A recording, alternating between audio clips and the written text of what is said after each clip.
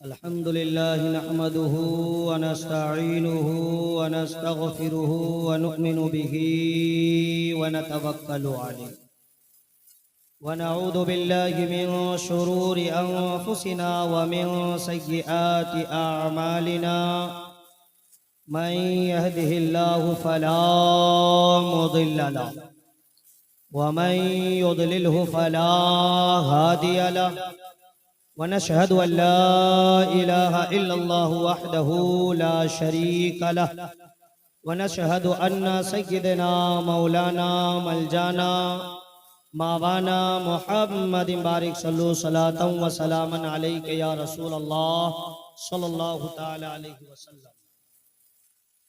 अऊदु बिल्लाहि मिनश शैतानिर रजीम बिस्मिल्लाहिर रहमानिर रहीम।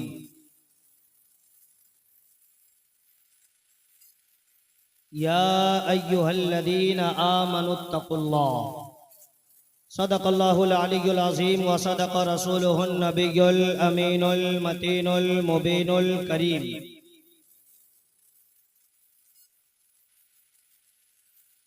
सरे शाम से आप लोगों ने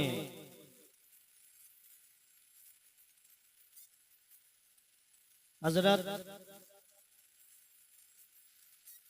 सैयद अली सदगैबी बाबा के उर्स की महफिल में बैठकर उलमाए कराम शोराए अज़ाम से ना तो मनाकिब के अशार और वाज़ो नसीहत आपने समाअत की। शाहकार तरन्नुम बुलबुल बाग़े मदीना शायर इस्लाम जनाब गुलाम नूर मुजस्सम साहब क़िबला से आपने भरपूर अंदाज में समाअत किया। शेर व अदब के नगीना अंदलीबे गुलशने मदीना शायर अहले सुन्नत जनाब अज़मत रज़ा भागलपुरी से भी आपने खूब सुना। नकीब बावकार हजरत अल्लामा मौलाना जनाब ज़ियाउद्दीन मुजाहिदी साहब, उनसे भी खूबसूरत खूबसूरत अशार आपने समाअत किए। अभी उमरा शरीफ से होकर आने वाले कारी साहब कारी निज़ामुद्दीन साहब क़िबला से आपने तिलावत सुनी। अब इस गुनहगार फकीर की बारी आई है। आपके सामने बैठा हूँ, जितनी देर बर्दाश्त करेंगे, दिल से जितनी देर आप सुनेंगे उतना ही देर सुनाना है। उसके बाद फिर ज़रूरत पड़ेगी तो हमारे अज़मत भाई और गुलाम नूर मुजस्सम भाई तशरीफ लाएंगे और फिर आप है ना जी। देखें कब तक आप संभालते हैं। आइए सबसे पहले हमारा आप अकीदत व मोहब्बत की भरपूर तवानाइयों के साथ अल्लाह के पैगंबर साहिबे इन्ना आतैना कल कौसर, हम उम्मतियों के रहबर मदीने के ताजदार दोनों आलम के मालिक व मुख्तार नाइबे परवरदिगार अहमद मुज्तबा मोहम्मद मुस्तफ़ा आकाए दो जहां सल्लल्लाहु ताला अलैहि वसल्लम कि बारगाहे मुक़द्दसा में आप दुरूद पाक का हदिया निछावर करें। पढ़ें दुरूद पाक। अल्लाहुम्मा सल्ली अला सय्यदना शफीना हबीबना मौलाना मुहम्मद बारिक सल्लु सलातन व सलामन अलैका या रसूल अल्लाह सल्लल्लाहु ताला अलैहि वसल्लम। एक शेर बोलता हूं जो काफी मशहूर है। सामने सीरते मुस्तफ़ा, सामने सीरते मुस्तफ़ा दर्स है रहबरी के लिए, फिर हमें और क्या चाहिए, फिर हमें और क्या चाहिए दोस्तों जिंदगी के लिए। फिर हमें यानी हुजूर की सीरत है, जिनके बारे में अल्लाह रब्बुल इज्जत ने कुरान पाक में उसवे हसना कहा, जिनके तौर तरीके को आदत व अतवार को अल्लाह रब्बुल इज्जत ने हमारे लिए उसवा हसना करार दिया, उनसे बेहतर किसी का कैरेक्टर हमारे लिए नहीं। जब उनकी जिंदगी, इतिहास और सीरत, हालात मौजूद हैं, हम पढ़ते हैं, सुनते हैं, समझते हैं, तो फिर और दुनिया में हमें और किस चीज की जरूरत है? बस उनकी सीरत को पढ़ें और उस पर अमल पैरा हो जाएं तो कामयाबी के लिए काफी है। सामने सीरते मुस्तफा दर्स है रहबरी के लिए, फिर हमें और क्या चाहिए दोस्तों जिंदगी के लिए। आप तमामी हजरात जहां उर्से पाक में बैठे हैं, यहां से कुछ पैगाम आपको लेने की जरूरत है।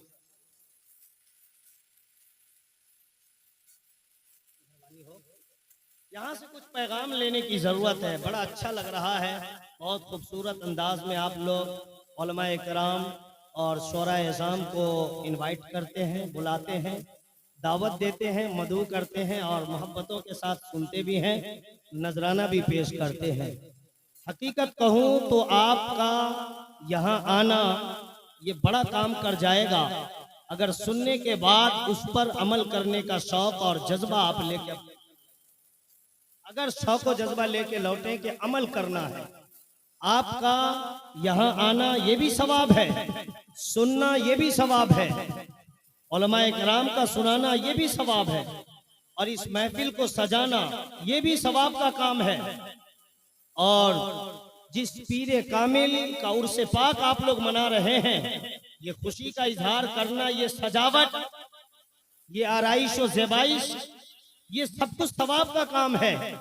लेकिन अभी से आपके खाते में सवाब लिखाना शुरू हो जाएगा जब आप इस नीयत से बैठेंगे कि हम यहाँ से दीन की बातें सुनकर जाएंगे, सुबह का सवेरा बाद में नमूदार होगा, शरीयत पे अमल करने की तैयारी हम पहले कर लिया करें। अभी से सवाब आपके खाते में लिखाना शुरू हो जाएगा। और ये याद रखें, रमजानुल मुबारक का महीना आने वाला है, अपने आप को परफेक्ट कर ले, तैयार कर ले। रमजान में आप लोग रोजा रखते हैं, बहुत सारे लोग होते हैं जो रोजा नहीं रखकर भर मुंह पान चबा चबा कर सड़क के चौराहे पर, मार्केट में, बाजारों में धड़ल्ले से घूमते रहते हैं। खाया पिया, चोरी चुगली, गीबत, कोई फर्क उनको नहीं पड़ता। जानते हैं हमारे और आपके आका मदीने के ताजदार मोहम्मद अरबी सल्लल्लाहु अलैहि वसल्लम ने क्या इरशाद फरमाया कि रमजानुल मुबारक के महीने में अगर कोई शख्स रोजा नहीं रखता और बुराई के कामों में हिस्सा भी लेता है और खुले आम खाता पीता घूमता है, तो फिर कयामत के मैदान में वो अपनी खैर मनाए, कोई पूछने वाला नहीं होगा। यहाँ तक कि रोजा रख कर भी अगर आप बुरे काम करते हैं तो अल्लाह के हबीब सल्लल्लाहु अलैहि वसल्लम इरशाद फरमाते हैं कि मुझे इसकी परवाह नहीं कि कोई बंदा भूखा प्यासा रहकर जिमा से अपने आप को रोककर रोजा रहे मगर चोरी चुगली गीबत में लगा रहे सारा दिन, मुझे उसके भूखे प्यासे रहने की परवाह नहीं। ये मदीने के ताजदार हाथ खड़ा कर रहे हैं, भाई तेरा जिम्मेदार मुस्तफा पैगंबर नहीं है, याद रखना। इसलिए अगर तुम्हें कामयाबी चाहिए, जितने लोग चले गए उनकी परवाह न कीजिए, जितने लोग बैठे हैं आप तमामी हजरात जो बैठे वो सुने और यहाँ से पैगाम लेकर जाएं कि आपके दुनिया में आने का मकसद क्या है, अल्लाह रब्बुल इज्जत ने आपको क्यों भेजा है, आप यहाँ आए हैं तो आपको जिंदगी कैसे गुजारना है, आप कैसे जिएंगे, किस अंदाज में आप जिंदगी गुजार के जाएंगे कि आपकी दुनिया भी सवर जाएगी और कल कयामत के मैदान में भी आपका बेड़ा पार हो जाएगा। इसके लिए मैंने पहले ही एक शेर सुना दिया कि हमारे लिए अव्वल दर्जे पर हुजूर सल्लल्लाहु ताला अलैहि वसल्लम की सीरत तैयबा है। अगर हमने उनकी सीरत को अपनी जिंदगी में दाखिल कर लिया, इन्वॉल्व कर लिया, तो फिर हमारे लिए वही कामयाबी का जरिया बन जाएगा, निजात का जरिया बन जाएगा।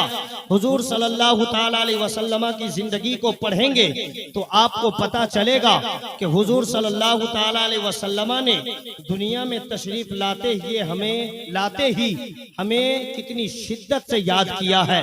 आलम तसव्वुर में हमने पूछा, जरा अपनी तवज्जो करीब करना और बातें अच्छी लग जाए तो फिर सुभान अल्लाह अल्हम्दुलिल्लाह बोल देना। सुनिए, मेरे आका का दुनिया में आना लाजवाब है, उनकी सीरत क्यों ना लाजवाब हो, एक एक पार्ट लाजवाब है। उनका चलना लाजवाब, उनका बैठना लाजवाब, उनका उठना लाजवाब, उनका सोना लाजवाब, उनका खाना लाजवाब, उनका पीना लाजवाब।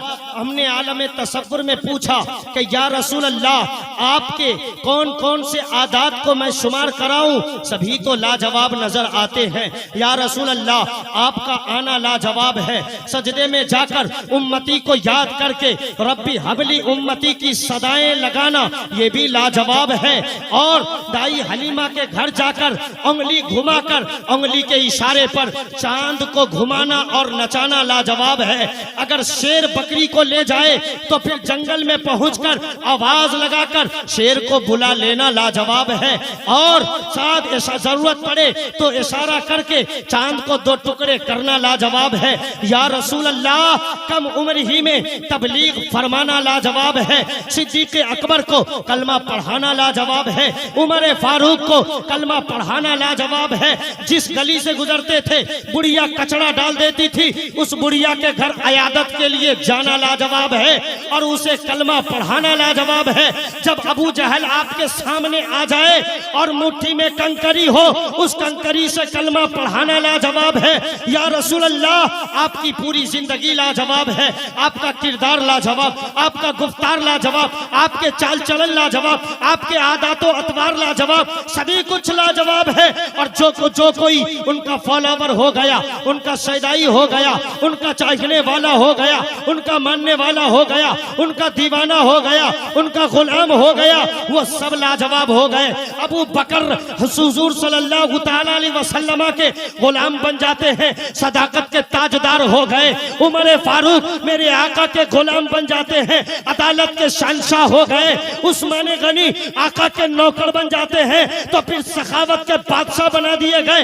हजरत मौला अली मुश्किल कुशा मेरे आका के गुलाम हो जाते हैं तो फिर सुजात के शहंशाह बना दिए जाते हैं।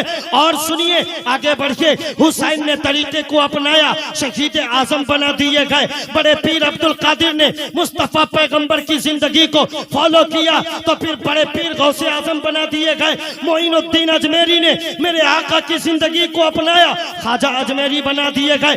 इमाम इश्क व मोहब्बत इमाम अहमद रजा खान फाजिल बरेलवी ने मुस्तफा पैगंबर से इश्क किया, आला हजरत बना दिए गए। और हुजूर अख्तर रजा ने प्यार किया, उन्हें ताजुश शरिया बना दिया गया। और हम सब के उड़ीसा के राजा हबीबुर रहमान ने मेरे आका की गुलामी की तो अल्लाह रब्बुल इज्जत ने उन्हें मुजाहिदे मिल्लत बना दिया।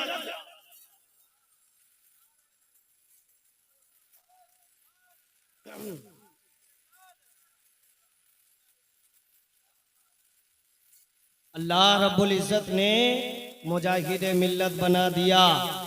और जो मुस्तफ़ा पैगंबर के दरबार से, उनके दीन से, उनकी शरीयत से अपने आप को अलग कर लिया, दुनिया उसे अबू जहल के नाम से जानती है, अबू लहब के नाम से जानती है, और बाद में आगे चलकर उतबा शैबा के नाम से जानती है, यजीद के नाम से जानती है, इस्माइल देहलवी, अशरफ अली थानवी, रशीद अहमद गंगोही के नाम से जानती है। इसलिए मेरे दोस्त, अगर तुम्हें कामयाबी चाहिए तो फिर अपने आप को मुस्तफ़ा पैगंबर के करीब कर लो।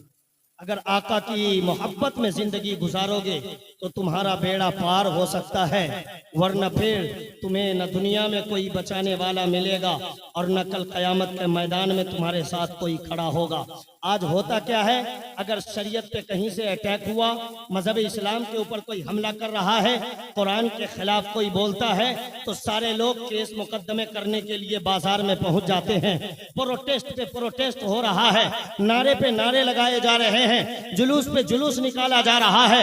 और चंद दिनों के बाद देखिए तो मदरसा खाली पड़ा है, मस्जिदें खाली पड़ी है, चेहरे पे दाढ़ी नहीं है, सर पे टोपी नहीं है, बॉडी जिस्म पे इस्लामी लिबास नहीं है, शरीयत पे अमल पैरा नहीं है सुन्नी मुसलमान। अब बताइए, आप मजहब इस्लाम को बचाने निकले थे, सड़क के चौराहे पर कुरान की हिफाजत के लिए निकले थे, शरीयत की बका के लिए निकले थे, अपने आप को ना बचा सके आप, ना आपने अपनी नमाज बचाई, ना अपना दीन बचाया, ना अपनी शरीयत बचाई। आपके अंदर जो दीन होना चाहिए था वो दीन आपके अंदर बाकी ना रहा, आपके अंदर जो शरीयत बाकी रहनी चाहिए थी वो शरीयत बाकी ना रही, आपकी पेशानी में जो सजदे की तड़प होनी चाहिए थी वो सजदे की तड़प ना बची, आपके सीने में मुस्तफा पैगंबर का जो इश्क होना चाहिए था वो इश्क ना बचा। तो बताओ तुम शरीयत इस्लाम को कैसे बचाओगे, मजहब इस्लाम को कैसे बचाओगे, दीन हनीफ को कैसे बचाओगे, मुस्तफा पैगंबर की शरीयत की हिफाजत कैसे करोगे?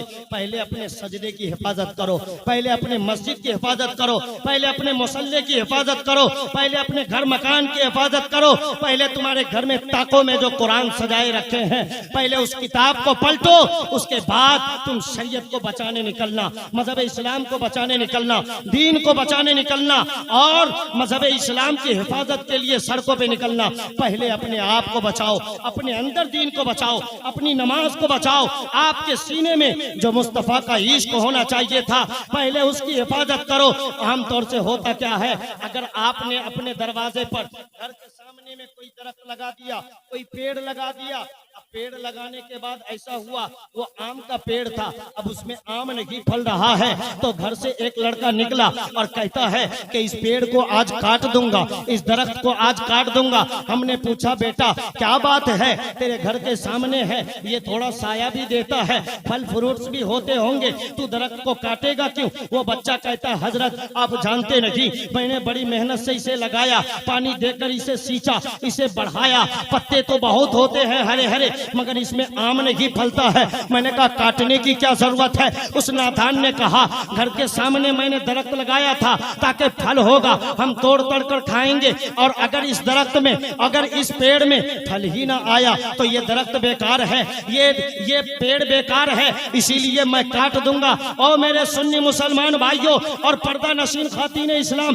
कान खोल कर सुनना, अगर तेरे घर के सामने में तूने दरख्त लगाया, अगर वो फल ना दे, उस दरख्त में आम ना फले, तू कहता है कि दरख्त बेकार है, उसे काट दूंगा। जरा खौफ पैदा कर, मरकर जब जाएगा कब्र में जाएगा तू फंसेगा, कयामत के मैदान में कहीं अल्लाह ये ना तुझसे कह दे कि तुझे मैंने दुनिया में भेजा था, तू नमाज पढ़ के आता, तू रोजा रख के आता, तू सजदा करके आता, तू तिलावत करके आता, तू रुकू करके आता, तू महबूब से मोहब्बत करके आता। जा तेरे पास सजदा नहीं है तू बेकार है, तेरे पास रोजा नहीं है तू बेकार है, तेरे पास तू रुकू नहीं है तू बेकार है, तेरे पास तिलावत नहीं है तू बेकार है, सर पे टोपी नहीं तू बेकार है, चेहरे पे दाढ़ी नहीं तू बेकार है, इस्लामी लिबास नहीं तू बेकार है, सीने में मुस्तफा का इश्क नहीं तू बेकार है। इसलिए अपने बच्चे को शरीयत की तालीम दो, दीन की तालीम दो, ताकि तुम्हारे बच्चे के सीने में मुस्तफा का इश्क हो, जिंदगी भर शरीयत पर चले, और जब मौत आए तो ये कहते हुए जाए उन्हें जाना उन्हें माना, न रखा गैर से काम, लिल्लाहिल हम्द मैं दुनिया से मुसलमान। उन्हें जाना उन्हें माना, न रखा गैर से काम, लिल्लाहिल हम्द मैं दुनिया से मुसलमान गया। मेरे सुन्नी मुसलमान भाइयों खुश हैं, रहे हैं, अल्लाह रब्बुल इज्जत खुश रखे। सुनिए, आप जलसे मना रहे हैं, ये बड़ा अच्छा काम है, कहीं से कोई दिक्कत है क्या? जलसे मना रहे बड़ा अच्छा काम है। आप ना तो मनाकिब के अशआर सुने, वो भी अच्छा काम है, मगर ये सब कुछ करने के बाद आप अपनी इंक्वायरी कीजिए, आप अपनी खबर लीजिए कि आपके अंदर बदलाव हो रहा है या नहीं हो रहा है। देखो बातें सच्ची कर रहा हूँ, तकलीफ नहीं होनी चाहिए आपको कि हजरत ने क्या कह दिया। आप सोच के देखो, आप जिस दुनिया में जी रहे हो ये दुनिया किसी की नहीं हुई है, तुम्हारी कैसे हो सकती है? अभी तुम जवान हो, तुम्हारे सर पे घर मकान आल औलाद परवरिश करने का सब कुछ टेंशन है, जिम्मेदारी है। तो तुम्हें लगता है कि हमारे पास इबादत करने के लिए वक्त नहीं है, दौड़ भाग कर रहा है, मेहनत मजदूरी, दुकान कारोबार, बिजनेस व्यापार, खेती बाड़ी सब कुछ में लगा है। मियाँ नमाज नहीं पढ़ते, क्या बात है? हजरत वक्त ही नहीं मिलता, हजरत टाइम ही नहीं मिलता। मियाँ नमाज के लिए वक्त मिलता नहीं, वक्त निकाला जाता है। नमाज के लिए टाइम मिलता नहीं, टाइम निकाला जाता है। जब तुम मौत के बिस्तर पे पड़ा हुआ होगा, आखिर वक्त होगा तेरा, तेरी औलाद दुबई में, कतर में, कुवैत में, बहरैन में, केरला में, बेंगलोर में, चेन्नई में, हैदराबाद में, पूना में, मुंबई में, महाराष्ट्र में, दिल्ली में, कोलकाता में, और तेरी मौत आ जाएगी। लोग कहेंगे कि रखा जाए, बेटा उनके आ रहे हैं। कुछ लोग कहेंगे नहीं, पेट फटने का खौफ है, जितनी जल्दी कब्रिस्तान पहुंचा दिया जाए। मेरे दोस्त, तेरी औलाद के लिए भी तेरा जनाजा रखा नहीं जाएगा। अगर तू बीमार बिस्तर पे पड़ा रहेगा, तेरी बेटी भी आएगी 2 घंटा के लिए वक्त निकाल कर, एक आध बूंद पानी तेरे मुंह में डाल देगी और बोलेगी कि अब्बा आप तो जानते ही हैं, आपके दामाद के बारे में, मुझे जाने दीजिए, मैं जा रही हूँ, फिर वक्त मिलेगा तो मैं फिर आऊंगी। क्या करोगे मेरे दोस्त? ये औलाद तुम्हें धोखा दे जाएगी, ये घर मकान तेरा धोखा दे जाएगा। तेरी मौत आ जाएगी, तेरी गाड़ी घर के सामने खड़ी रह जाएगी, तेरी दुकान मार्केट में वैसे ही पड़ी रह जाएगी, तेरा कारोबार, तेरा कुर्ता पाजामा वैसे ही हैंगर में टंगा रह जाएगा, तेरी जमीन जायदाद यूं ही रह जाएगी, तेरा रुपया पैसा जेवरो जेवरात सब रह जाएगा। यहाँ तक कि अगर हाथ में अंगूठी है, घड़ी है, तो लोग उसको भी निकाल के रख लेंगे। मेरे दोस्त बता, तुझे किस चीज पे फख्र है, किस चीज पे नाज है? अपने आप को बदलने की कोशिश क्यों नहीं करता? मेरी बातों को सुनने के बाद तुझे लगेगा कि हजरत क्या कह रहे हैं। जरा अपनी खबर लेना, रात के सन्नाटे में जब बिस्तर पे जाना, तकिए पे सर रख के बस ज्यादा नहीं 2 मिनट अपनी इंक्वायरी करना कि अल्लाह रब्बुल इज्जत ने तुम्हें दुनिया में क्यों भेजा है और तू कौन सा काम कर रहा है। सुबह उठता है, फजर पढ़ने के लिए तुम्हारे पास वक्त होता है, मगर तू नमाज नहीं पढ़ता है। मेरे सुन्नी मुसलमान, जरा ये बताइए मुझे, क्या आपको नमाज पढ़ने के लिए वक्त नहीं मिलता? क्या काम काज में अगर रह जाते हैं, शाम के वक्त में घर लौटते हैं, तो क्या आप जो नमाजें छूट गई है उन नमाजों के साथ और जो नमाजें हैं उसको क्या अदा नहीं कर सकते? बिल्कुल कर सकते हैं, मगर इन चीजों में आपकी दिलचस्पी नहीं है। अभी आप ताकतवर हैं, अभी जवान है, अभी दुकान मकान कारोबार बिजनेस व्यापार, रुपया पैसा, गाड़ी घोड़ा बंगला, ये सब कुछ आपके पास है। अभी लोग पूछने वाले हैं, अभी सीना तान के चलते हैं, अभी ताकत है, अभी गांव में वैल्यू है, अभी दाम है, आपका मॉल है, इंपोर्टेशन है, अभी झुकने की क्या जरूरत है? याद रखना, अगर तू अभी रब का सजदा नहीं करेगा तो तेरा सजदा बुढ़ापे में ढंग का सजदा नहीं हो पाएगा। सर के बाल पक जाएंगे, आंखों की बीनाई चली जाएगी और दांत झड़ जाएंगे, पेशाब का खतरा आने लगेगा। बता, तो उस वक्त रब का सजदा कैसे करेगा? तुझे कुर्सी पर बैठकर भी ढंग से इबादत करने में नहीं बनेगा, और ये सजदे में जाना, रुकू में बाज़ाब्ता नमाज के तौर पे जाना, ये तो बहुत दूर की बात है। कुर्सी पे बैठ के भी तू नमाज पढ़ने के लायक नहीं बचेगा, और फिर एक दिन मौत आ जाएगी। आज तू अपने बाप दादा को याद करता है? नहीं। अगर मैं किसी को खड़ा करके पूछ लूं परदादा का नाम क्या है, तो फिर वो घबरा जाएगा, परेशान हो जाएगा। तो मुझे पता नहीं हजरत मेरे परदादा का नाम क्या है। तेरे दादा ने, परदादा ने तेरे लिए कितनी कोशिशें न की होंगी, मेहनत और मशक्कत, तकलीफ उठाकर तेरे लिए घर मकान कारोबार सब कुछ का इंतजाम किया होगा, ताकि हमारी आने वाली नस्ल आल औलाद खुशी बखुशी जिंदगी गुजारे। अब बता, तू उन्हें आज याद भी नहीं कर पाता, जब तू दुनिया छोड़ के जाएगा तो तुझे कौन याद करेगा? हाँ मेरे सुन्नी मुसलमान, मेरी बातों को थोड़ा सा हल्का लिया जा सकता है, इसलिए कि मैं ओरिजिनल बात कर रहा हूँ। समझ रहे कि नहीं? दुनिया के अंदर डुप्लीकेट बातों को ज्यादा दाम मिल रहा है, ज्यादा फौकियत मिल रही है और ज्यादा वैल्यू मिल रहा है। हाँ हाँ, तू ये सही सुन रहा है कि तेरे ऊपर एक दिन मौत आएगी और तुझे कब्र में जाना पड़ेगा। फिर बोल, तुझे कौन बचाएगा? चेहरे पे दाढ़ी नहीं, रब का सजदा नहीं। अगर मुस्तफा पैगंबर ने तुझे पहचानने से इनकार कर दिया तो बता तेरा हाल क्या होगा। इसलिए खबरदार, तुम दुनिया की आराइश और ज़ेबाइश में गुम मत हो जाना। हाँ, कमाओ, घर मकान बनाओ, गाड़ी घोड़े सब कुछ करो, मगर जब मस्जिद के मीनार से अजान की सदाएं बुलंद हो तो फिर अपने रब के लिए सजदा भी किया करो, अल्लाह की इबादत भी किया करो, नमाज भी पढ़ा करो, और माँ बहनों से भी कहना घर में मुसल्ला भी बिछाया करो। वरना जिस तरह तेरी सास एक दिन बूढ़ी होकर दुनिया छोड़ के चली गई, ठीक वैसे ही तू भी एक दिन बूढ़ी होकर चली जाएगी। फिर तुझे कोई याद करने वाला ना बचेगा। तेरा जवान बेटा अपनी बहू के साथ अपनी जिंदगी गुजारने में लग जाएगा, तेरी जवान बेटी वो दामाद के हवाले हो जाएगी, उसे तेरी कब्र पे या तेरे घर में आकर दुआ करने की भी उसे फुर्सत न मिलेगी। मेरे सुन्नी मुसलमान भाइयों, याद रखना, जब तक तू दुनिया में है तुझे लगता है कि अब पढ़ लेंगे नमाज, कल पढ़ लेंगे नमाज, अगले हफ्ता पढ़ लेंगे नमाज, नमाज पढ़ने के लिए तू वक्त की तलाश में रहता है, बीमारी का बहाना करता है। सर में दर्द है, कमर में दर्द है, पेट में दर्द है, गोद में बच्चा है, झाड़ू लगाना है, बर्तन साफ करना है, कपड़े धोना है, घर की सफाई है, खाना पीना पर तैयार करना है, किचन का काम है, घर में झाड़ू लगाना है, ये सारे काम काज हैं। तुझे लगता है कि हमारे पास नमाज पढ़ने के लिए वक्त नहीं, घर के काम काज और बीमारी का बहाना करके नमाज छोड़ते हो, ये सोचकर कि कल अच्छा हो जाऊंगा, रब का सजदा करूंगा, सर दर्द ठीक हो जाएगा, अल्लाह की इबादत करूंगा, पेट दर्द ठीक हो जाएगा, अल्लाह की इबादत करूंगा, बुखार खत्म हो जाएगा, अल्लाह को याद करूंगा। अमा यार, ये क्यों सोचते हो कि तबीयत ठीक होगी तब रब का सजदा होगा? ये इरादा बना ले कि रब का सजदा किया जाएगा, जितनी तबीयत खराब है सब अल्लाह के करम से अच्छा हो जाए। रब का सजदा पहले करेंगे, तबीयत खराब है, धीरे धीरे इंशाअल्लाह सब अच्छा होता चला जाएगा।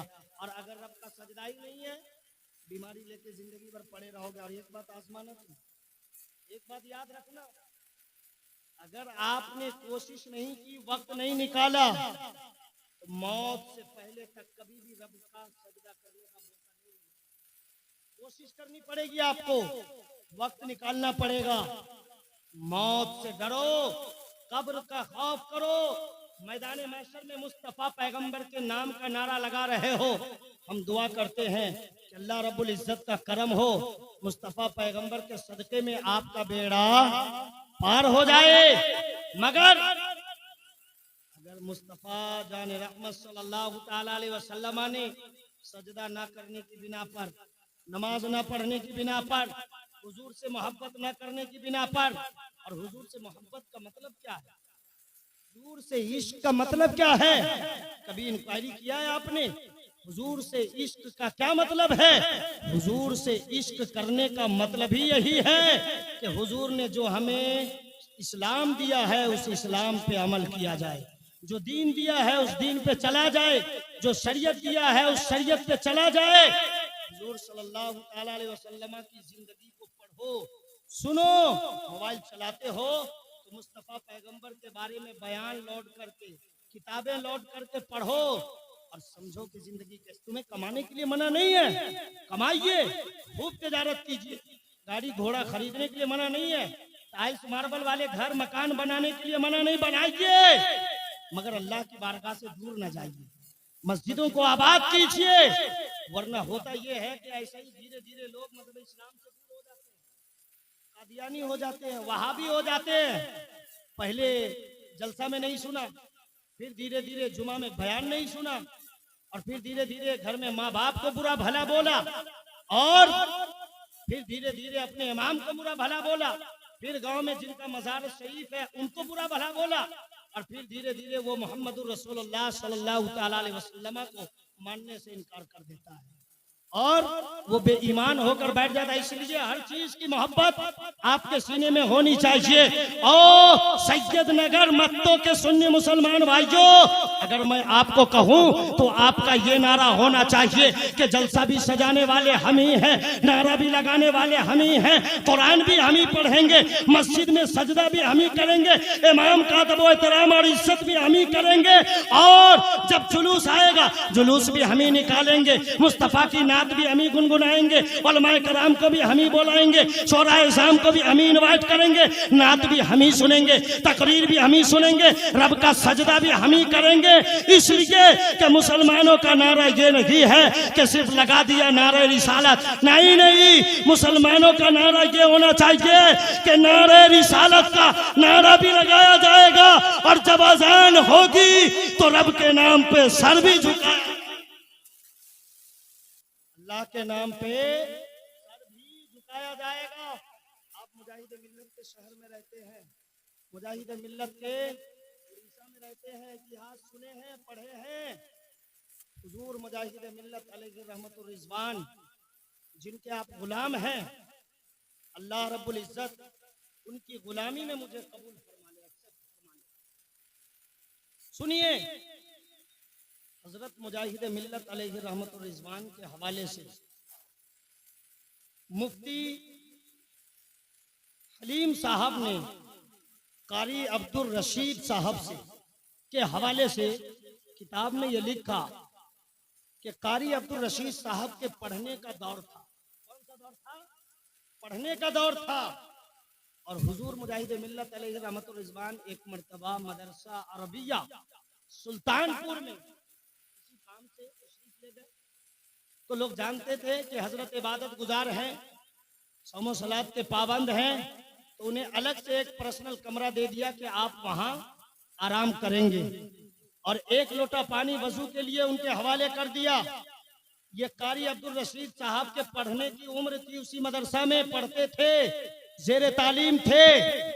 उन्होंने ये बयान दिया, और ये किताब में लिखा गया कि कारी अब्दुल रशीद साहब जब रात के सन्नाटे में पेशाब महसूस करते हैं और पेशाब करने के लिए, इस्तिंजा करने के लिए जाते हैं, तो देखते क्या है कि मुजाहिद मिल्लत का दरवाजा थोड़ा सा खुला है। करीब जाकर देखा झांक के, तो देखते क्या है कि कमरे में मुजाहिद मिल्लत तने तनहा थे। आवाज 10-15 किस्म की आ रही है, ला इलाहा इल्लल्लाह मुहम्मदुर रसूलुल्लाह। जब और करीब जाते हैं तो देखते क्या है, मुजाहिद मिल्लत का सर धड़ से जुदा है, ला इलाहा इल्लल्लाह पुकार रहा है, बाजू अलग है, ला इलाहा इल्लल्लाह पुकार रहा है, हाथ अलग है, ला इलाहा इल्लल्लाह पुकार रहा है। यानी जिस्म का पार्ट पार्ट अलग अलग होकर कमरे के अंदर ला इलाहा इल्लल्लाह का नारा बुलंद कर रहा है, जिक्र कर रहा है। पता क्या चला, हम जिस मुजाहिद मिल्लत के गुलाम हैं, जिस मुजाहिद मिल्लत के फॉलोवर हैं, मानने वाले हैं, उनके दीन पर अमल करने का ये हाल था कि अल्लाह रब्बुल इज्जत ने उन्हें ये ताकत दी थी कि बंद कमरे में बदन का टुकड़ा टुकड़ा अल्लाह का जिक्र कर रहा है। और आज हम खा पी कर भी, इत्मीनान की जिंदगी पाकर भी, घर मकान टाइल्स मार्बल वाला पाकर भी, फिर भी हम अल्लाह की इबादत नहीं करते, रब का सजदा नहीं करते। मेरे दोस्त, जरा अपनी खबर लो, अपने बारे में सोचो, इंक्वायरी करो कि अल्लाह रब्बुल इज्जत के यहाँ जब आप पहुंचेंगे और परवरदिगार आलम आपसे पूछेगा कि आप क्या लेके आए हो, तो क्या जवाब देंगे भाई? अगर अल्लाह रब्बुल इज्जत आपसे पूछेगा कि क्या लेके आए हो, तो आपका क्या जवाब होगा? जलसे में आते हैं, नात सुनते हैं, तकरीर सुनते हैं, मालूम है ना, मालूम है। अगर अल्लाह रब्बुल इज्जत कल कयामत के मैदान में पूछे कि क्या लेके आए हो, और कब्र में फरिश्ते पहले क्या सवाल करेंगे? मन रब्बू का, तुम्हारा रब कौन है? तो क्या जवाब दोगे? मेरा रब अल्लाह। यहाँ दुनिया के अंदर याद कर लेने से कि रब्बी अल्लाह, मेरा रब अल्लाह है, नहीं होगा। ये तुम्हारे आमाल जवाब देंगे, आमाल तुम्हारे सजदे जवाब देंगे, कब्र में तुम्हारे रुकू और सुजूद जवाब देंगे, मुस्तफा की मोहब्बत जवाब देगी, तेरा दीन पे चलना जवाब देगा। और शरीयत पे अमल करना जवाब देगा। जरा इत्मीनान के साथ अपने घर में जाना, तो मेरे बयान के बारे में सोचना कि हजरत ने क्या बताया है हमें। अल्लाह की कसम, कल से तेरा दिल दिमाग मार्केट की तरफ नहीं, तुझे खींच के मस्जिद में नमाज की तरफ ले आएगा इंशाअल्लाह, जरूर ले आएगा। लेकिन जरूरत इस बात की है कि आपको दिल से सोचना है। देखिए देखिए, आप अपने दिल से की रंगत देखिए। हमारे दोनों शायर साहब ने पढ़ा, माशाअल्लाह अल्हम्दुलिल्लाह, सुनने में बड़ा अच्छा लगा, बहुत अच्छा पढ़ते भी हैं दोनों, देखने में भी लाजवाब, पढ़ने में भी लाजवाब। और क्यों ना हो, ये मुस्तफ़ा के गुलाम हैं, और मुस्तफ़ा के गुलाम तो होते ही है लाजवाब। हजरत बिलाल के बारे में आपने नहीं सुना? हजरत बिलाल, रंग उनका फीका, मगर मुस्तफ़ा पैगंबर की गुलामी में आ गए तो ऐसे चमके जैसे मुस्तफ़ा के इश्क के आसमान पर हजरत बिलाल चांद बनकर चमक रहे हों, ऐसे चमक गए। बताइए, मुस्तफ़ा से मोहब्बत होगी तभी ना कब्र में आप जवाब दीजिएगा। तो आप लोग कितने लोग नमाज कल से पढ़ना शुरू कर देंगे, मुझे बताइए तो हाथ उठाकर, ताकि मैं देखूं कि कल से मस्जिद में कितने लोग नमाज पढ़ने के लिए जाएंगे। है कोई मुसलमान जो बोले हाँ हम कल से नमाज पढ़ना शुरू कर देंगे? जो पढ़ते हैं उन्हें उठाने की जरूरत नहीं है कि नहीं? न तो कहीं ऐसा ना हो कि पढ़ने ही वाले हाथ उठा दे। जो पढ़ने के लिए जाएंगे वो हाथ उठाएं। कितने लोग नमाज पढ़ना चाहते हैं? कल से हाथ उठा के मुझे बताइए, मैं देखूं कितने लोग नमाज, आप नमाज पढ़ने के लिए जाएंगे? माशाअल्लाह, देखिए एक मुसलमान तैयार हो गया, आप जाएंगे? माशाअल्लाह, दो लोग तैयार हो गए, आप जाएंगे? तीन लोग तैयार हो गए, माशाअल्लाह। और आपका क्या नाम है चाचा जान? क्या कर रहे हैं चाचा जान? का नाम क्या है? कमरुद्दीन साहब। और जवान भाई आपका?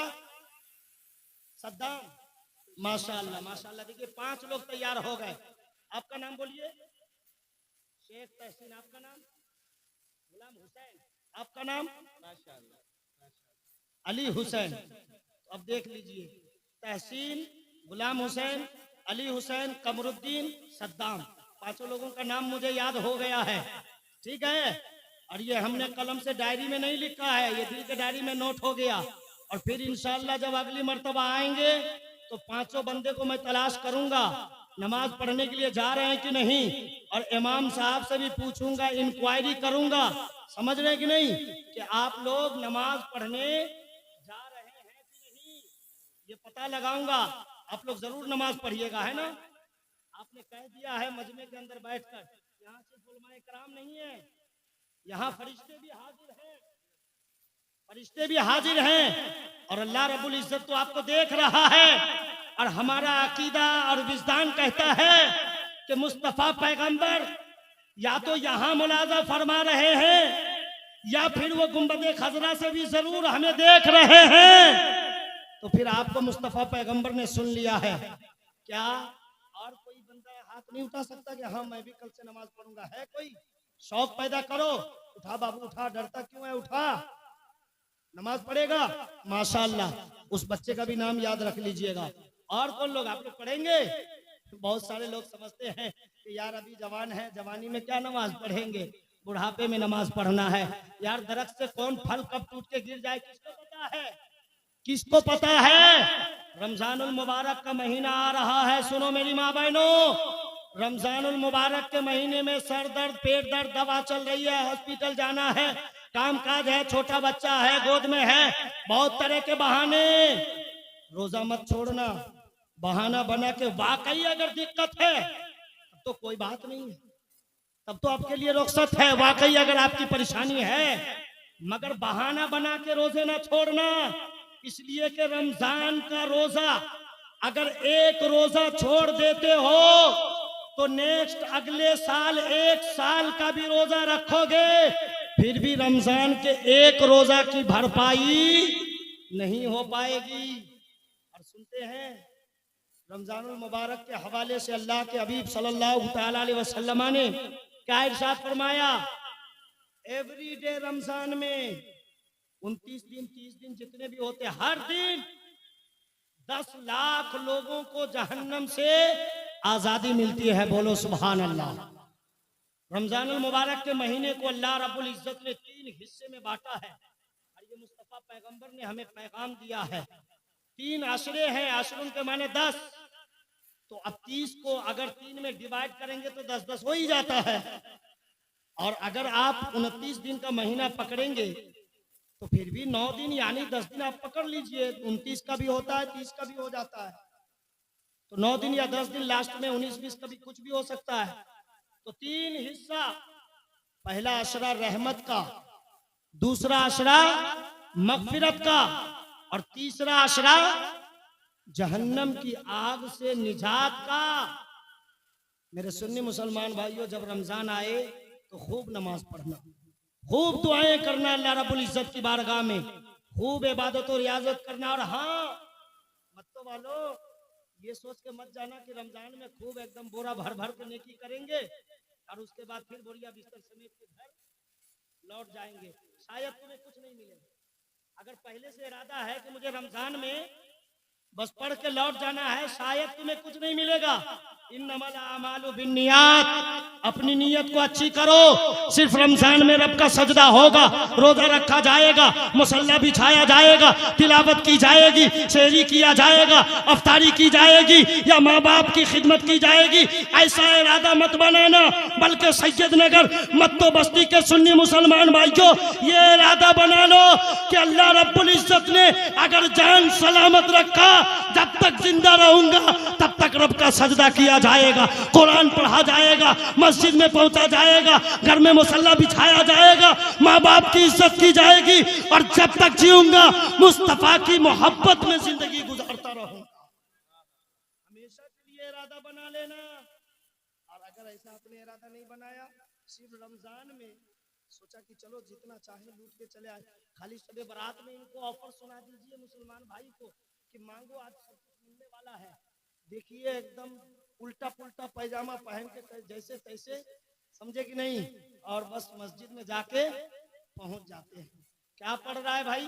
नियत पता नहीं, सूरह फातिहा पता नहीं, सूरह पता नहीं।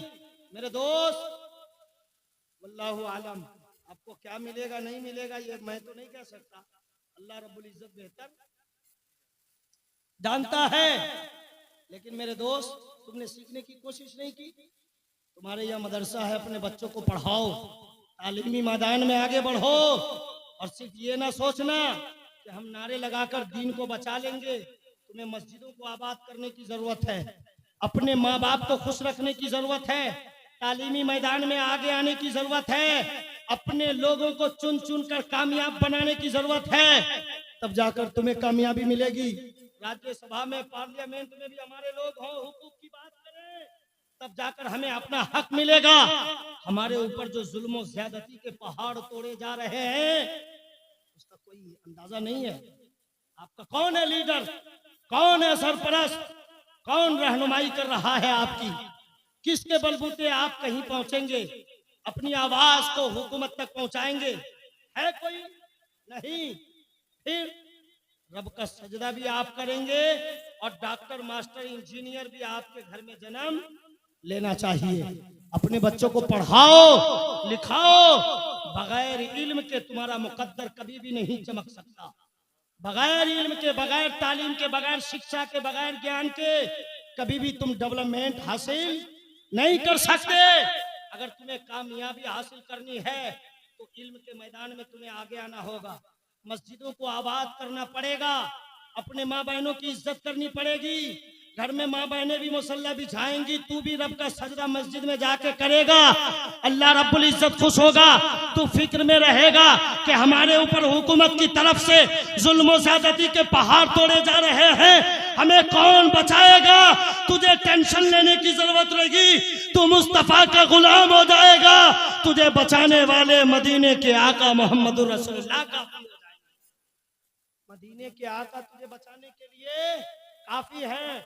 तुझे खाना भी मिलेगा, तुझे पीना भी मिलेगा। और पीना कौन पीना?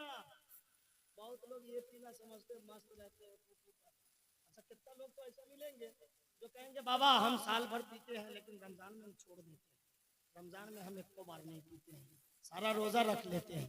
तो क्या हुआ? सारा रोजा आपने रख लिया और फिर साल भर पीते रहे, आपको क्या मिलेगा?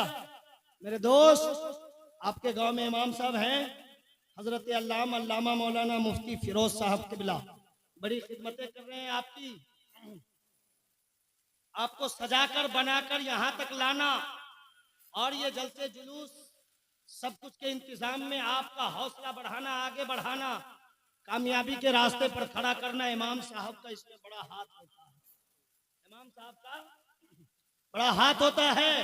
और जब जलसा कराए हो 10,000 20,000 उलमाए किराम शोराए जाम को नजराना देते हैं, चलिए अच्छी बात है, मुस्तफा के गुलाम को दे रहे हैं, लेकिन अपने इमाम को भी चुपके से 2-4-5 हजार रुपया कभी पकड़ा देना, जो 24 घंटा तुम्हारी खिदमत में लगे रहते हैं। अगर हलाल तो इमाम की जरूरत, भूखना है इमाम की जरूरत, रात के 12 बज रहे इमाम की जरूरत, नींद पूरी हुई, तबीयत खराब है, बीमार है, क्या है नहीं है कुछ पता नहीं, चलिए इमाम साहब हाजिर हैं, दावत है, कुरान खानी है, 10वां है, तीजा है, 20वां है, 40वां है, मैयत है, जनाजा है, मिलाद है, शादी है, बया है, निकाह है, तलाक है, सब में इमाम साहब को क्या नजराना मिला?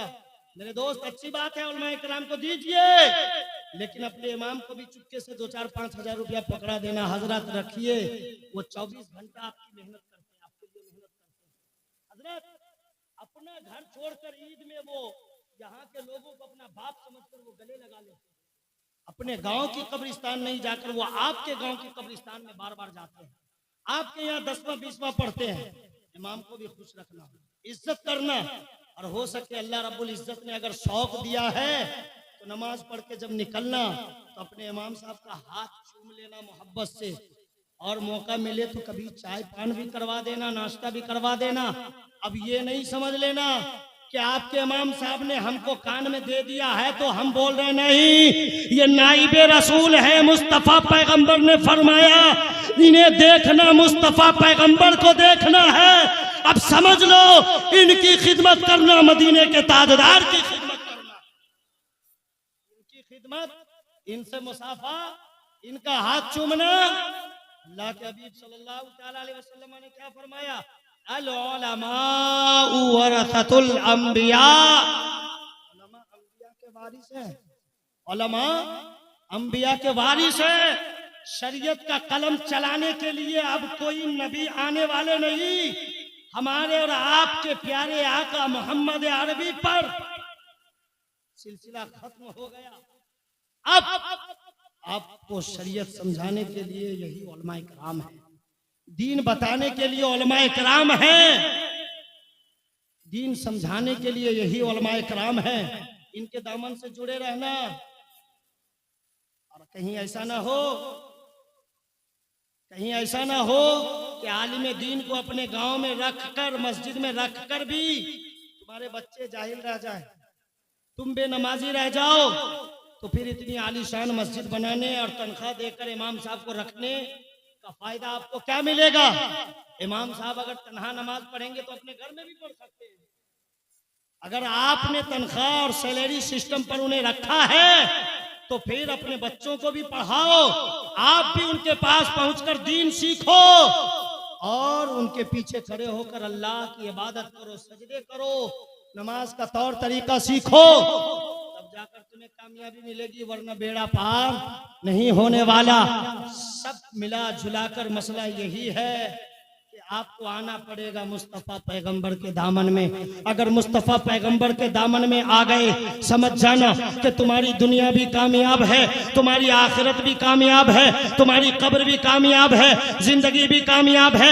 अगर मुस्तफा पैगंबर की जिंदगी को तुमने छोड़ा, उनकी सीरत को छोड़ा, उनके हदीस को ठुकराया, कुरान की आयत को ठुकराया, अपने इमाम को ठुकराया, मजहब इस्लाम को ठुकराया, शरीयत मुस्तफा को ठुकराया, दीन को ठुकराया, दीन हनीफ को ठुकराया, तो अब याद रखना, जैसे तुम दीन हनीफ को ठुकरा दोगे, कयामत के मैदान में अल्लाह रब्बुल इज्जत तुम्हें ठुकरा देगा। तुम दीन को बेवैल्यू कर दोगे, अल्लाह रब्बुल इज्जत तुझे कल कयामत के मैदान में बेवैल्यू कर देगा। कहेगा जा, तू नमाज नहीं पढ़ा था, तेरे लिए जन्नत का नहीं जहन्नम का दरवाजा खुला है, तूने सजदा नहीं किया था, तेरे लिए जहन्नम का दरवाजा खुला है, तूने रमजान का रोजा नहीं रखा था, तेरे लिए जहन्नम का दरवाजा खुला है, और तूने माँ बाप को सताया था, जा तेरे लिए जहन्नम का दरवाजा खुला है। मेरे दोस्त,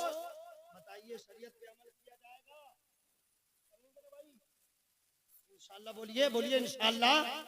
अरे कम से कम इंशाअल्लाह बोलिए। अरे भाई शरीयत के अमल के नाम पे तो लोग पीछे जैसे लगता है शरीयत इनके लिए है ही नहीं, है लगता दीन इनके लिए है ही नहीं।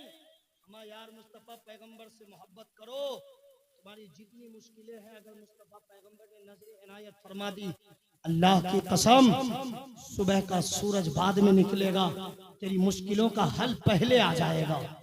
मुस्तफ़ा पैगंबर ने अगर इशारा फरमा दिया, हजरत उस्मान गनी और नहीं जानता, ये नबी के 4 यारों में से एक है। बोलिए सुभान अल्लाह, बोलिए मचल के या रसूल अल्लाह। हजरत उस्मान गनी ने एक मर्तबा हुजूर सल्लल्लाहु अलैहि वसल्लम को इनवाइट किया, कहा या रसूल अल्लाह हमारे गरीब खाने पर आपकी दावत है, तशरीफ ले चलें। आका करीम अलैहिस्सलातु वत्तस्लीम सहाबा कराम के साथ चले। अब ये आखिरी मरहला है, 2-4-10 मिनट जो सुन रहे हम से भी खत्म करेंगे, फिर हमारे शोराए इज़ाम से आप नात खानी सुनेंगे, है ना।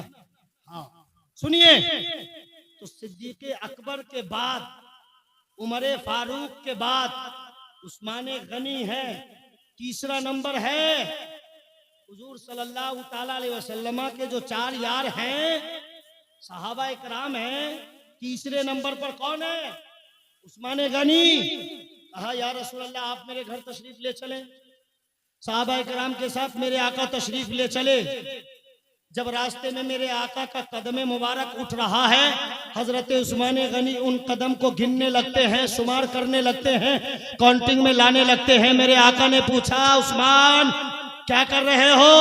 उस्मान गनी ने कहा या रसूल अल्लाह मेरे माँ बाप आप पे कुर्बान, मैं ये चाहता हूँ कि आप जितने स्टेप लेकर, जितने कदम उठाकर मेरे घर तक पहुँचेंगे, हर एक एक कदम के बदले मैं एक एक गुलाम आजाद करना चाहता हूँ। सुभान अल्लाह बोलिए।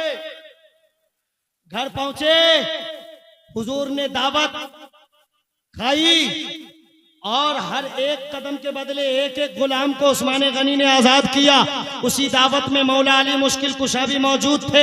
ये सारा मंजर देखकर अपने घर पहुंचे, फातिमातुज़ ज़हरा के सामने खड़े हो गए, आंखें अश्कबार हो गई। हुजूर की बेटी सैयदा आबेदा ताहिरा जाहिदा फातिमातुज़ ज़हरा ने पूछा मेरे सरताज अली बताइए क्या बात है, आंखें नमनाक क्यों हैं, उदास क्यों हैं, आंखों से आंसू का सैलाब क्यों जारी है, आंखों में आंसू के कतरात क्यों नजर आ रहे हैं? अली क्या बात है, जरा मुझे बताइए तो सही। फातिमा का पूछना था। अली कहते हैं फातिमा तुझे पता है आज मैं दावत में गया था, साथ में आपके अब्बा जान मोहम्मद अरबी भी मौजूद थे, मगर उस्मान गनी के घर दावत जा रहे थे। उस्मान गनी ने आका के हर एक स्टेप्स को गिनना शुरू कर दिया, काउंटिंग कर लिया। और जब मेरे आका ने मोहम्मद अरबी ने पूछा तो उस्मान गनी ने जवाब दिया कि या रसूल अल्लाह हर एक कदम के बदले मैं एक एक गुलाम आजाद करना चाहता हूँ। फातिमा आज मेरी तबीयत उदास है कि काश हमारे पास भी दौलत होती, सरमाया होता, खजाना होता तो हम भी गुलाम आजाद कर लेते, हम भी हुजूर को इनवाइट करते, हम भी हुजूर को दावत देते, हम भी हुजूर को मदू करते। मगर फातिमा अफसोस इस बात पर रखी है कि हमारे पास दौलत रखी है, अफसोस इस बात पर रखी है कि हमारे पास आजाद करने के लिए गुलाम नहीं है, खरीद कर पी आजाद करने के लिए कुछ रकमिया दराकिमो दनानीर लगी है। अफसोस इस बात पर है कि कुछ है ही नहीं घर में जो मोहम्मद अरबी को दावत देकर घर तक भी बुलाया जाए। ज़हरा ने मुस्कुराया और कहा अली मेरे सरताज घबराने की जरूरत नहीं है। देखिए मुस्तफा पैगंबर से मोहब्बत हो, भरोसा हो तो मदद कैसे मिलती है। मेरी माँ बहनों, मुश्किलों का पहाड़ हो, चिंता मत करना, अफसोस मत करना। घर में अगर ससुर जी या फिर अब्बा जान या शौहर या बेटा बीमार हो, अफसोस मत करना। दवा चल रही है चलने देना, इलाज चल रहे चलने देना, वजू बना लेना, घर में मुसल्ला बिछा देना और नमाज पढ़ने के बाद कुरान पाक की तिलावत कर लेना, आंचल उठा के दुआ कर लेना। मेरी माँ बहनों कि ऐ अल्लाह हमने आंचल उठा के दुआ किया है नमाज पढ़ के, अल्लाह मैं इस लायक रखी हूँ कि मैं दुआ कर सकूँ, अल्लाह मैं इस काबिल रखी हूँ कि मैं तेरी तुझ तक बात पहुँचा सकूँ। मगर ऐ अल्लाह मैं तेरे महबूब की बेटी सैयदा फातिमातुज़ ज़हरा को जानती हूँ, हम गुनहगार औरत को मत देख। ऐ अल्लाह हुजूर की बेटी फातिमा के सदके में मेरे माँ बाप को अच्छा कर दे, मेरे शौहर को अच्छा कर दे, मेरे ससुर को अच्छा कर दे। अल्लाह की कसम, तेरा आंचल नीचे बाद में आएगा, तेरा शौहर पहले ठीक हो जाएगा, तेरा बाप पहले ठीक हो जाएगा। भरोसा रख, मुस्तफा पैगंबर की जात पे विश्वास कर, अल्लाह रब्बुल इज्जत खुश रखे। माशाअल्लाह आप लोग भी आ सकते हैं, है कि नहीं? नात पढ़ने वाले को बड़ा छूट दिया जाता है माशाअल्लाह। जब मैं देखता हूँ तो मुझे बहुत क्या होता है, बहुत खुशी होती है, बहुत खुशी होती है कि आप लोग किसी दुनियादार के नाम पे नहीं, मदीने के ताजदार के नाम पे पैसा लुटा रहे हैं। यही देखकर तो दुनिया दंग है कि ये मुसलमान पैसा लाता कहां से है, कि ये जलसे भी सजाता है, मौलाना को बुलाता है, उर्स भी मनाता है, शायर को बुलाता है, 4 चक्के से आता है, फ्लाइट से आता है, छूट भी देता है, नजराना भी देता है। वो समझता है कि मुसलमान के पास डुप्लीकेट माल है। हमने कहा नहीं नहीं, मुसलमान के पास ओरिजिनल माल है, ये पैसा रखता है और जब रमजान आता है तो ज़कात भी निकालता है। ज़कात की बरकत से हमारा माल और इसीलिए हमारे माल में बरकतें होती है। मगर दुनिया समझती है कि हम लोग पैसा कहां से लाते हैं। हमारे यार नबी के नाम पे जो खर्च हो वो घटता थोड़ी है, बढ़ता ही। हज़रत जाबिर के घर दावत हुई, खाते चले गए 3 दिन तक लोग, सहाबा इकराम के अलावा। खाना खत्म हुआ नहीं। वही हालत यहाँ भी है। हजरत उस्मान गनी का ये सारा वाकया हजरत मौला अली देख कर आके घर में अफसोस करते हैं। फातिमा ने कहा, मेरे सरताज अली घबराने की जरूरत नहीं है, आप चले जाइए, हमारे अब्बा जान मोहम्मद अरबी सल्लल्लाहु ताला अलैहि वसल्लम को दावत दे आइए। दावत देने के लिए चले जाते हजरत अली। मगर पूछा, बेगम फातिमा जरा ये तो बताइए कि इंतजाम क्या होगा खाने का। फातिमा तो ज़हरा कहती, आप जाइए दावत दे के आइए, दावत देना आपका काम है और हुजूर जब आ जाएं तो इंतजाम फरमाना परवरदिगार का काम है, अल्लाह का काम है। हुजूर सल्लल्लाहु ताला अलैहि वसल्लम सहाबा इकराम के साथ तशरीफ ले आते हैं, सहाबा इकराम के साथ तशरीफ ले आते हैं और घर में जैसे ही जाके पहुंचे फातिमा तो ज़हरा कहती है, अली दस्तरखान लगा दीजिए। दस्तरखान लगा दिया गया, हुजूर सहाबा इकराम के साथ बैठ जाते हैं। फातिमा तो ज़हरा कहती है, मैं थोड़ी देर में आई। घर के अंदर जाती है और चूल्हे पर क्या किया, हांडी को चढ़ा दिया। खाली है हांडी, उसमें कुछ भी नहीं है और मुसल्ला बिछाकर सजदे में चली जाती है। बोलिए सुभान अल्लाह। सजदे में चली जाती है और रो रो कर ये गुजारिश करती है परवरदिगार आलम की बारगाह में कि ऐ अल्लाह, सजदे में आकर मैं तुझे याद कर रही हूँ। मेरे अब्बा जान मोहम्मदुर रसूलुल्लाह नबियों के सरदार घर तशरीफ लाए हैं, दावत देकर घर तक बुलाना मेरा काम था और इज्जत बचाना तेरा काम है। अल्लाह ने दुआ को कबूल कर लिया, अल्लाह ने दुआ को कबूल कर लिया और फिर जन्नतुल फिरदौस से खाना आ गया। खाना जन्नत का खाना आके हांडी में लबरेज है, भरा हुआ है। फातिमा तो ज़हरा सजदे से सर उठाती है और कहती है, अली जरा ढक्कन तो हटा के देखिए, पतीले का डेगची का ढक्कन तो हटाइए। जो ही ढक्कन का हटाना था, देखते क्या है अली कि इसमें खूबसूरत खाना मौजूद है। बोलो सुभान अल्लाह। फातिमा तो ज़हरा कहती है, बस खाना लगाइए। खाना लगाया गया, सहाबा इकराम वो मजेदार खाना खा रहे हैं। ताज्जुब में है कि फातिमा के झोपड़े में इतना मजेदार खाना आया कहां से। ताज्जुब में है। मेरे आका को तो दिलों का हाल भी मालूम है, चेहरा क्यों ना पढ़ सके। मेरे आका ने सहाबा इकराम का चेहरा पढ़ लिया और कहा सहाबा इकराम से कि सहाबियों, तुम लोग ताज्जुब कर रहे हो, तुम्हें पता है ये खाना कहाँ से आया?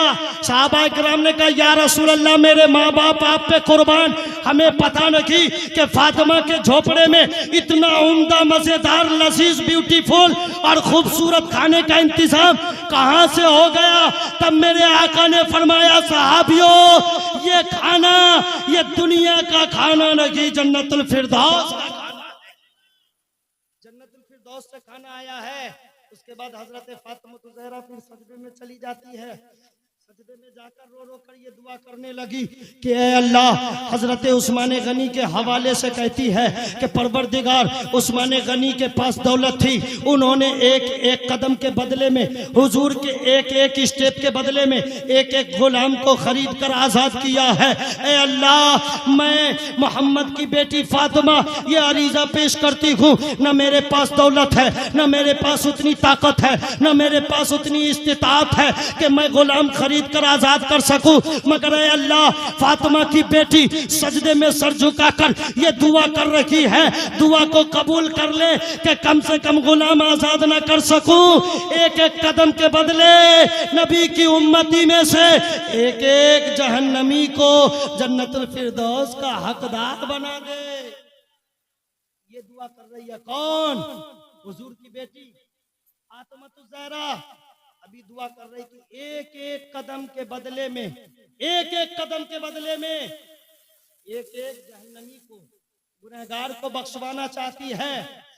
जिब्रील अमीन तशरीफ ले आते हैं, कहते या रसूल अल्लाह, पैगाम आ गया है, वही है। मेरे आका ने फरमाया कौन सा पैगाम है? जिब्रील अमीन सैयद अल मलाइका कहते या रसूल अल्लाह, पैगाम यही है कि उस्मान गनी ने अपने आप को अपने घर पर गरीब खाने पर आपको दावत देकर बुलाया था, और आप जितने कदम चलकर गए थे उतने गुलाम को खरीद कर आजाद किया, और आपकी बेटी फातिमा के पास रही है, सजदे में दुआ कर रही है। अल्लाह ने फातिमा की दुआ को कबूल कर लिया है। या रसूल अल्लाह, मैं इस वक्त इसलिए आया, अल्लाह ने पैगाम देकर भेजा है कि आपके एक एक कदम के बदले एक एक उम्मती को रखी, एक एक कदम पर एक एक हजार उम्मती को बख्शिश का परवाना, एक एक कदम पर एक एक हजार को। इसलिए अगर तुम्हें आना है तो मुस्तफा के दामन में आ। हमारे अच्छे रजा, प्यारे रजा, तेरे रजा, मेरे रजा, इनके रजा, उनके रजा, इमाम इश्क व मोहब्बत इमाम अहमद रजा खान सुल्तानुल वाइसीन, शेखुल इस्लाम वल मुस्लिमीन, मुसन्निफ रजा, मुहद्दिस रजा और मुकर्रिर रजा, मेरे अच्छे रजा, प्यारे रजा इमाम अहमद रजा खान फाजिल बरेलवी इरशाद फरमाते हैं, वो कमाल हुस्ने हुजूर है कि गुमाने नक्शे जहान की यही फूल खार से दूर है, यही शमा है कि दुआ की, और बखुदा खुदा का यही है दर, नहीं और कोई मफर मकर जो वहां से हो, यही आके हो जो यहाँ नहीं तो वहां नहीं। अस्सलामु अलैकुम रहमतुल्लाहि ताला व बरकातुहू व मा अलैना इल्लल बलाग।